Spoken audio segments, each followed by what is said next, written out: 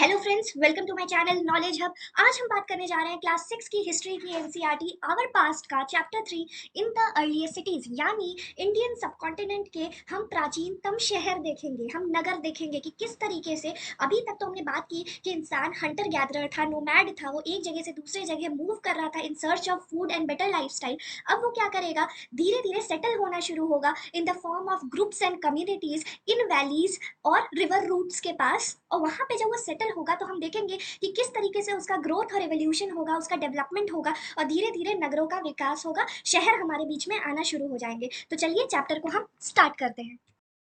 हमारे last video में हमने हिस्ट्री में टाइमलाइन को समझा था। तो हरप्पन सिविलाइजेशन, या जिसे हम इंडस वैली सिविलाइजेशन भी कहते हैं, उसका टाइम पीरियड हम 3300 बीसीई से 1500 बीसीई तक का मान सकते हैं। इसको हम फर्दर तीन पार्ट में डिवाइड करते हैं, तीन फेजेस में ये हमें दिखाई पड़ते हैं। पहला फेज है 3300 से 2600 बीसीई का, दूसरा फेज है 2600 से 1900 बीसीई का, और तीसरा फेज है 1900 से 1500 बीसीई का। इसमें जो सबसे इंपॉर्टेंट टाइमलाइन जो फेज हमें पढ़ना है वो है 2600 से 1900 बीसी। रीजन क्या है? 3300 से 2600 बीसीई के बीच में ये आप मैप पे ये एरिया देख सकते हैं जो basically north western frontier province का एरिया है, यानी इंडिया का north western part, north part, और इवन आज के डेट में जो कुछ जगह पाकिस्तान में है, ये वो जगह मैप पे आपको दिख रही होगी। यहाँ पे 3300 से 2600 बीसीई के टाइम पीरियड में रूरल कम्युनिटीज हमें देखने को मिली, हमें विलेजेस देखने को मिले, यानी नोमैड से अब लोग धीरे धीरे सेटल होना शुरू हुए हैं इन ग्रुप्स एंड कम्युनिटीज। तो बेसिकली वो क्या है, अभी वो शहर नहीं है, अभी वो कच्चे घर में रह रहे हैं, उनके टेम्पररी सेटलमेंट्स हैं, रोड कच्चे हैं और गांव की व्यवस्था है वहां पे। लेकिन ये टाइम पीरियड जब 2600 से 1900 बीसीई का आएगा तो हमको देखने को मिलेगा कि ये जो रूरल व्यवस्था है, जो रूरल रूरल लाइफस्टाइल है, वहां पे आ जाएंगे आपके सिटीज और टाउन्स। यानी अब ये लोग जो पहले एग्रीकल्चर सीख रहे थे, धीरे धीरे उन्होंने बसना शुरू किया था, अब वो क्या करेंगे, वो शहर का निर्माण करेंगे। यानी अब उनकी पकड़ एग्रीकल्चर पे अच्छी हो गई है, उनको कैटल रेयरिंग करना आ रहा है, साथ में उन्हें टूल्स बनाना तो पहले से आता था, लेकिन अब वो अलग अलग वेराइटी के टूल्स बना ले रहे हैं, बोन के टूल बना ले रहे हैं, उड के बना ले रहे हैं, आपके ब्रॉन्ज के टूल बना ले रहे हैं, कॉपर के टूल बना ले रहे हैं, साथ में ऑर्नामेंट्स बना ले रहे हैं। तो इस तरीके से हमें देखने को मिलेगा कि अलग अलग स्किल्स लोगों के बीच में आ रही है, जिससे कि धीरे आपके मल्टीपल ऑक्यूपेशंस भी लोगों के लिए खुलते जा रहे हैं। तो इस तरीके से 2600 से 1900 बीसीई में हमको सिटीज और टाउन्स यानी नगरीय व्यवस्था देखने को मिलेगी, इसीलिए ये टाइम पीरियड हमारे लिए सबसे ज्यादा इंपॉर्टेंट है पढ़ने के लिए। फिर 1900 से 1500 बीसीई में आपको हरप्पन सिविलाइजेशन या इंडस वैली सिविलाइजेशन का पतन देखने को मिलेगा, यानी फिर से ये टाउन्स और सिटीज गायब हो जाएंगे, वापस से आपको रूरल कम्युनिटीज देखने को मिलेगा। अब इसका रीजन क्या था वो आगे हम चैप्टर में देखेंगे। अब बात कर लेते हैं कि इसका नाम इंडस वैली सिविलाइजेशन क्यों पड़ा। क्योंकि ये जो एरिया है, नॉर्थ वेस्टर्न फ्रंटियर प्रोविंस का एरिया जो है, या इंडिया का आप नॉर्थ वेस्ट पार्ट मान सकते हैं, नॉर्दर्न पार्ट मान सकते हैं, वहां पे ये जो कुछ सेटलमेंट्स आपको दिख रहे हैं, कुछ जगहें आपको दिख रही हैं, तो ये इन एरियाज का जो मेन सपोर्टिंग रिवर है या जो मेन वाटर सोर्स है वो है आपकी इंडस नदी और उसकी ट्रिब्यूटरीज, यानी उसमें से निकलने वाली उसकी सहायक नदियां। तो मेन ये लोग पानी कहाँ से ले रहे हैं? इंडस से और उसके ट्रिब्यूटरीज से। इसीलिए इसका नाम पड़ता है Indus valley civilisation. Harappan civilisation क्यों नाम है? हरप्पा वो पहली साइट थी इस पूरे सिविलाइजेशन की जिसको ढूंढा गया था। मोहनजोदारो को यहाँ की सबसे बड़ी साइट मानी जाती थी, लेकिन रीसेंट एक्सकवेशंस और रिसर्चेस के बाद पता चला कि राखीगढ़ी, जो कि हरियाणा हिसार डिस्ट्रिक्ट इंडिया में है, वो सबसे बड़ी साइट है इंडस वैली सिविलाइजेशन की। साथ ही में हम इसे अर्बन सिविलाइजेशन भी कहते हैं, क्योंकि अब तक तो आपको समझ ही आ गया होगा कि यहाँ पे हम सिटीज देख रहे हैं, साथ में हमें टाउन्स दिख रहे हैं, हमें प्लांट सेटलमेंट दिख रहा है, हमें प्रॉपर एग्रीकल्चर और बहुत सारे स्मिथ्स दिख रहे हैं, साथ में हमें ट्रेड दिख रहा है, इसीलिए हम इसको पहली अर्बन सिविलाइजेशन भी कहते हैं। ये पार्ट था ब्रॉन्ज एज का। इस समय लोगों को दो मेटल यानी कॉपर और टिन को मिला के उन्हें ब्रॉन्ज यानी कांस्य बनाना आ गया था। तो इस एज को इसीलिए हम ब्रॉन्ज एज भी कहते हैं। इसका एविडेंस हमें मिलता है, ढेर सारे हमें ब्रॉन्ज के टूल्स, टॉयज, स्कल्पचर्स हमें इंडस वैली सिविलाइजेशन से मिले हैं, इसलिए हम बोल सकते हैं कि ये ब्रॉन्ज एज का पार्ट है। अर्बन सिविलाइजेशन है और साथ ही में इसके साथ में जो कुछ और सभ्यताएं चल रही थी, जैसे आपकी मेसोपोटामिया की सभ्यता, इजिप्ट की सभ्यता, चाइना की सभ्यता, तो उसमें सबसे ज्यादा डेवलप्ड और एडवांस भी हड़प्पन सिविलाइजेशन या इंडस वैली सिविलाइजेशन को माना गया है। अब हम इसके साक्ष्य कहाँ से पाते हैं, तो हमें मेन जो मिले हैं वो आर्कियोलॉजिकल एविडेंसेस मिले हैं, यानी खुदाई में जो सामान जो हमें डिगिंग के थ्रू मिले हैं सामान, उन पे हम रिलाई करते हैं इंडस वैली सिविलाइजेशन को पढ़ने के लिए। इसमें मेजर है सील्स, जो कि आप यहाँ इमेज में देख सकते हैं, ये है seal, tools, buildings, bricks. Bricks specially आप देखेंगे कि ये पका के ईंटों का इस्तेमाल करें, जिसे हम टेराकोटा ब्रिक्स या बेक्ड ब्रिक्स भी कहते हैं। और ऑर्नामेंट्स, साथ में हमें और बहुत सारे आर्कियोलॉजिकल एविडेंस मिले हैं हड़प्पा को समझने और जानने के लिए। हमें एक स्क्रिप्ट भी मिली है, मतलब हमें कुछ लिखावट भी मिला है जो कुछ इस सिंबल टाइप का है। इस इमेज में भी आप देख सकते हैं इन सिंबल का यूज है, लेकिन इसको सैडली हम अभी तक पढ़ नहीं पाए हैं। शायद अगर हम इसे और पढ़ लेते या स्क्रिप्ट डेसिफर हो जाती, इसे लोग समझ लेते कि ये क्या लिखा है, तो हम और भी बहुत कुछ बता पाते इंडस वैली सिविलाइजेशन के बारे में। लेकिन फिलहाल ये अनडेसिफर्ड है, तो हमें आर्कियोलॉजिकल एविडेंस पे पूरी तरीके से रिलाई करना पड़ता है इंडस वैली सिविलाइजेशन को समझने के लिए। अब एक बार आप मैप में कुछ इंपॉर्टेंट साइट्स हैं उसे देख लीजिए, अपने मैप में उसको मार्क कर लीजिए, ये बहुत इंपॉर्टेंट है। फॉर एग्जाम्पल हड़प्पा हो गया, मोहनजोदारो हो गया, धोलावीरा हो गया, लोथल हो गया, कालीबंगन हो गया, राखीगढ़ी हो गया, और भी बहुत सारे साइट्स हैं जैसे बनावली हो गया, सुरकोटाडा हो गया, सुक्ता गैंडोर हो गया। तो लेकिन फिलहाल इस मैप ने जितने साइट्स दिए हैं वो सबसे ज्यादा इंपॉर्टेंट है, इसको आप जरूर से मार्क कर लीजिएगा अपने मैप पे। अब हम बात कर लेते हैं कि हड़प्पन सिविलाइजेशन की विशेषताएं क्या थी या मेजर फीचर्स क्या थे, क्या कैरेक्टरिस्टिक्स थे। तो जितने भी इंपॉर्टेंट साइट्स थे हड़प्पन सिविलाइजेशन के, साइट का मतलब होता है कि जहां हमें काफी भारी मात्रा में एक तरह के आर्टिफैक्ट्स मिले हो या काफी सारी आर्कियोलॉजिकल एविडेंसेस मिले हो, तो ऐसे जगह को हम साइट कहते हैं। तो मोस्टली वहां पे जितने साइट है वो हमें दो पार्ट में डिवाइड होते हुए दिख रहे हैं। जो वेस्ट पार्ट है वो कंपेरेटिवली छोटा है लेकिन ऊंचा है, यानी हायर है, जिसे हम कह रहे हैं सिटाडेल। और वही जो दूसरा पार्ट है जो ईस्टर्न साइड में है, वो हायर नहीं है, वो ग्राउंड लेवल पे ही है, लेकिन वो बड़ा है, जिसे हम कह रहे हैं लोअर टाउन। तो हम हर सेटलमेंट देख रहे हैं कि वो दो पार्ट में डिवाइडेड है। दूसरा कि वहां पे यूज होता है बेक्ड ब्रिक्स यानी टेराकोटा ब्रिक्स, यानी वो ईंटे को आग में पका के तब यूज करते हैं, जिससे कि वो काफी हाई क्वालिटी का होता है, स्ट्रांग होता है। इसीलिए आज भी हमें उससे बने घरों के या स्ट्रक्चर्स के अवशेष देखने को मिलते हैं, जो कि करीब 1000 साल से भी ज्यादा चल चुके हैं। स्ट्रक्चर्स देखने को हमें मिलते हैं कुछ इंपॉर्टेंट, जैसे कि हो गया ग्रेनरीज। ग्रेनरीज वो जगह होती थी जहाँ पे हम जो एक्स्ट्रा ग्रेन होता था, जो एक्स्ट्रा एग्रीकल्चरल प्रोड्यूस होता था, हम उसको स्टोर करते थे। अब इससे एक बात पता चलती है कि पहले जो इससे पहले का टाइम पीरियड था, उसमें वो बस उतना ही प्रोड्यूस कर पा रहे थे जो कि वो कंज्यूम कर जाए, जो उनके खाने में इस्तेमाल हो जाए। लेकिन अब शायद वो कुछ एक्स्ट्रा प्रोड्यूस कर ले रहे हैं, कुछ सरप्लस प्रोड्यूस कर ले रहे हैं, जिसको अब वो स्टोर करके भी रख रहे हैं और शायद उसको ट्रेड भी कर रहे हैं, आयात निर्यात इम्पोर्ट एक्सपोर्ट भी कर रहे हैं। ठीक है। दूसरा इंपॉर्टेंट स्ट्रक्चर जो कि हमें मिला है वो है सिर्फ मोहनजोदारो में, वो है ग्रेट बाथ। ऐसा माना जाता है कि ग्रेट बाथ का इस्तेमाल रिचुअल्स के लिए किया जाता होगा। स्नान को हम हमेशा से एक बहुत इंपॉर्टेंट थीम मानते हैं अपने रिलीजन में। कई लोग गंगा स्नान करते हैं, संगम स्नान करते हैं, हरिद्वार में स्नान करते हैं। तो एक ऐसा ही स्ट्रक्चर हमें मोहनजोदारो में भी देखने को मिला है, जिसको हम ग्रेट बाथ कहते हैं, जिसमें पानी भरा जाता था। आप स्विमिंग पूल की तरह एक तरीके से समझ सकते हैं, एंशियंट स्विमिंग पूल। उसमें लोग जाते थे और डिप लेते थे पानी में। और हो सकता है उसका किसी रिचुअल या ओकेजन के लिए यूज होता हो, उसे हम आगे देखेंगे। फिर हमें फायर ऑल्टार्स यानी मशालें मिली हैं सिटीज लाइक लोथल और कालीबंगन, जिन्हें आपने मैप में देखा था। फिर हमें ग्रेनरीज और स्टोर हाउसेज भी मोस्टली हर सिटीज में देखने को मिलते हैं। अब हम बात कर लेते हैं हाउसेज, स्ट्रीट्स और ड्रेन्स, जो कि बहुत इंपॉर्टेंट पार्ट है पूरे इंडस वैली सिविलाइजेशन का, क्योंकि इससे हमें वहाँ की टाउन प्लानिंग के बारे में पता चलती है। आज आप देखते हैं कि कहीं पे भी घर बन जाते हैं, रोड बन जाता है, स्कूल बन जाते हैं, होटल खुल जाते हैं, लेकिन हड़प्पन सिविलाइजेशन और जितनी सिटीज थी वो काफी प्लान्ड थी। यानी वहाँ जो घर थे वो काफी सिस्टमैटिकली बनाए गए थे और उसी तरीके से रोड्स और ड्रेन्स भी बनाई गई थी। जितने रोड्स थे वो इस तरीके से जाते थे, यानी एक दूसरे को 90 डिग्री पे क्रॉस करते थे, और घर इस तरीके से बनाए जाते थे। हर घर में एक कोर्टयार्ड यानी आंगन होता था, जहाँ कुकिंग, वीविंग, ये सारी काम होते थे, जितने हाउस होल्ड चोर्स होते थे। फिर बाहर वाले कमरे में हमें अक्सर वहाँ पे एक वेल देखने को मिला है। वो इसलिए शायद बनाया जाता होगा कि यहाँ से जो कोई भी गुजरे वो इस वेल का इस्तेमाल कर सके। प्लस हर घर के अपने इन हाउस प्राइवेट बाथरूम्स है, जिससे हमें पता चलता है कि वहाँ पे हाइजीन और प्राइवेसी का कॉन्सेप्ट रहा होगा। हर घर यहाँ पे एक बहती हुई ड्रेन से डायरेक्टली कनेक्टेड था, जिसमें घर के सारे जो सीवेज होंगे वो निकल जाते होंगे, जितने वेस्ट होंगे निकल जाते होंगे, और यहाँ जगह जगह पॉट होल्स बनाए जाते थे जिनको हम समय समय पे खोल कर क्लीन कर सके। तो इससे पता चलता है कि उनकी में सिविक प्लानिंग, सिविक सेंस कितना अच्छा था, और उनको टाउन प्लानिंग की नॉलेज थी।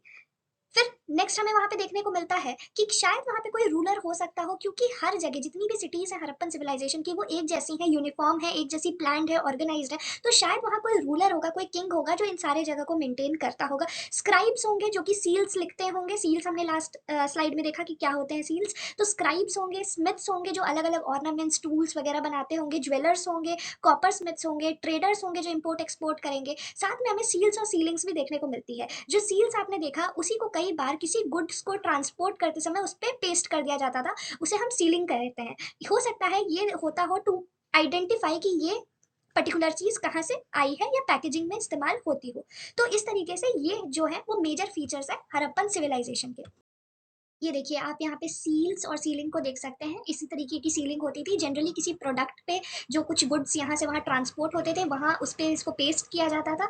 ये होता था मार्क ऑफ आइडेंटिफिकेशन के लिए, जिससे पता चलता था कि वो पर्टिकुलर गुड कहाँ से बिलोंग करता है। दूसरा ये आप पिक्चर देख सकते हैं फाइयांस पॉट। फाइयांस एक बहुत ही लग्जरी और रेयर आइटम हमें देखने को मिला है इंडस वैली सिविलाइजेशन में। लोग मानते हैं कि हो सकता है कि ये उस समय का कोई कॉस्टली मटेरियल हो। ये फाइयांस का बना हुआ पॉट है, आप देख सकते हैं जनरली ब्लूइश कलर का होता था, ब्लूइश ग्रीनिश कलर का होता था।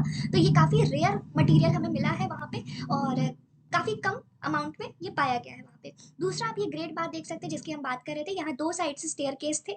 ये पूरा ब्रिक लाइन था इस तरीके से, और इसमें टाइम टू टाइम जब भी कोई रिचुअल होता होगा पानी भर दिया जाता होगा, और फिर इसको यहाँ से डिस्चार्ज कर दिया जाता होगा, रिलीज कर दिया जाता होगा। और इसके चारों तरफ कमरे बने हुए थे। मे बी वो हो सकता है ड्रेस चेंज करने के लिए बने हो या रेस्टिंग पर्पज के लिए बने हो। तो ये है आपका ग्रेट बाथ का स्ट्रक्चर। यहाँ आप देख सकते हैं ये है आपका किस तरीके का वहाँ टाउन प्लानिंग था। वाइड रोड्स है, इस तरीके से आप देख सकते हैं। ये सारे घर हैं, अभी तक सरवाइव किए हैं, तो कितनी मजबूत ईंटें होंगे आप सोच सकते हैं। फिर ये भी एक इमेज है, आप देख सकते हैं कि किस तरीके का टाउन प्लानिंग यहाँ दिख रहा है। ये है आपका मोहेंजोदारो, ये है आपका सिटाडेल, और ये आपके लोअर टाउन का पार्ट है। तो इससे आपको क्लियर हो गया होगा कि बेसिकली कैसा वहाँ पे कंस्ट्रक्शन था, कैसे स्ट्रक्चर्स थे, किस तरीके की चीजें वहाँ पे इस्तेमाल की जा रही थी।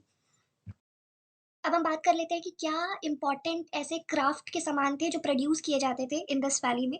तो इंडस वैली में कुछ पर्टिकुलरली सिटीज़ थी जो कि फेमस थी क्राफ्ट प्रोडक्शन के लिए। जैसे कि आप आज के भी इंडिया में देख सकते हैं कि आपको हर जगह हर चीज़ें नहीं मिलती होंगी।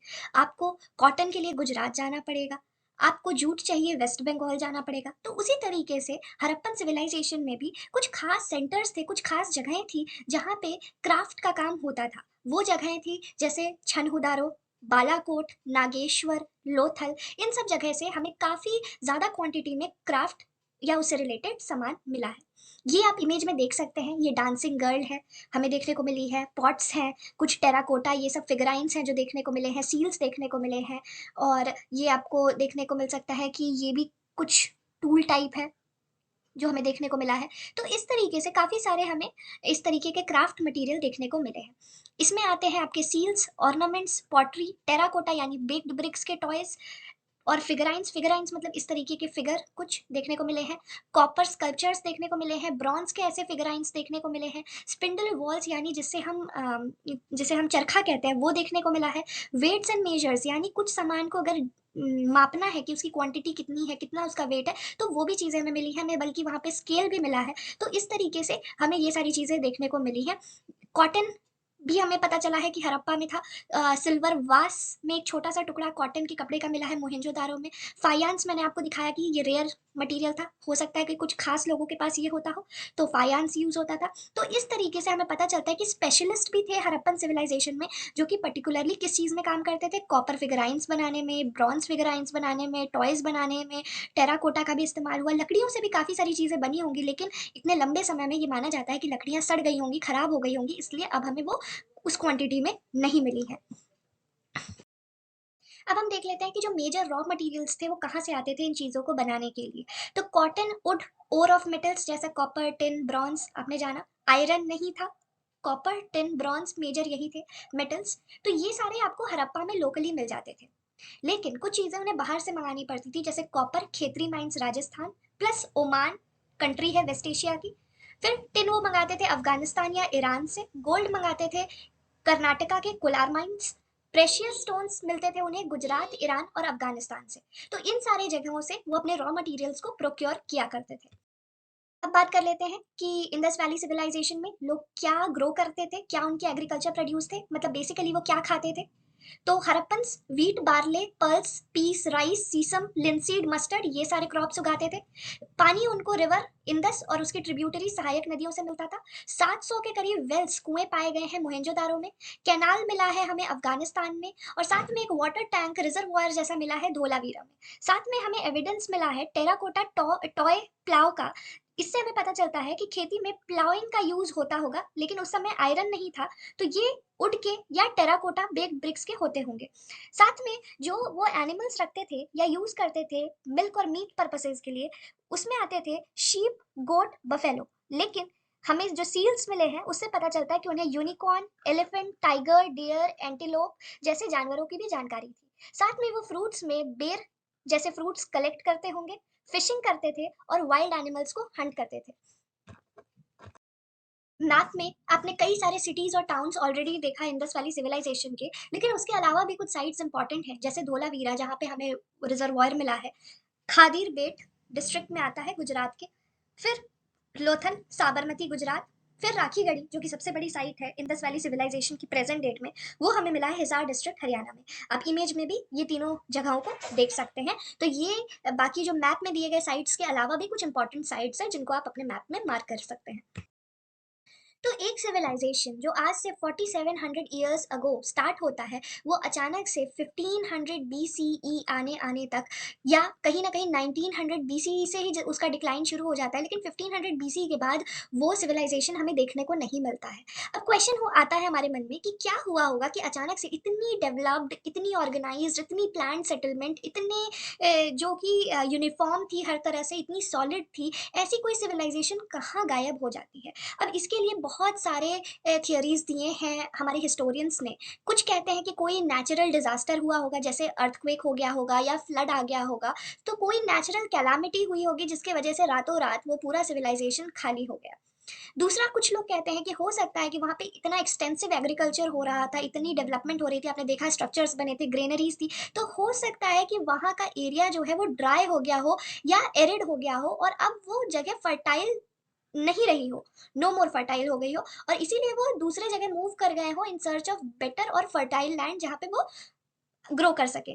फिर वेदर चेंज या क्लाइमेट चेंज हो सकता है कि मौसम बदल गया हो, हॉट और ह्यूमिड क्लाइमेट हो गया हो जिसकी वजह से वो मूव कर गए हो, या कोई डिजीज स्प्रेड हो गई हो, ठीक है, या भुखमरी हो गई हो, तो कोई भी रीजन इनमें से हो सकता है। और एक रीजन कुछ लोग कहते हैं कि बाहर की एक ट्राइब, जिसे सेंट्रल एशिया की एक ट्राइब जिसे हम आर्यंस कहते हैं, उन्होंने यहाँ पे अटैक कर दिया हो, और या वॉर हो गया हो, और उस वजह से हड़प्पन्स हार गए हो और वो मूव कर गए हो। तो कहानियां बहुत सारी हैं, एग्जैक्ट रीजन हम भी नहीं जानते हैं, लेकिन हमें कहीं ना कहीं देखने को मिला कि जो इतनी विकसित और खूबसूरत सभ्यता थी, वो 1500 बीसी के बाद मोहनजोदारो जैसे साइट में हर तरफ हमें गार्बेज, कूड़े ही देखने को मिले। जो ड्रेनेज सिस्टम इतना अच्छा था वो कहीं ना कहीं गायब हो गया, और जितने सुंदर सुंदर स्ट्रक्चर्स और टाउन्स थे वो वापस से विलेज की तरह बन गए। तो इस तरीके से एक बड़ी और महान और एक विकसित सभ्यता का अंत हमें देखने को मिलता है।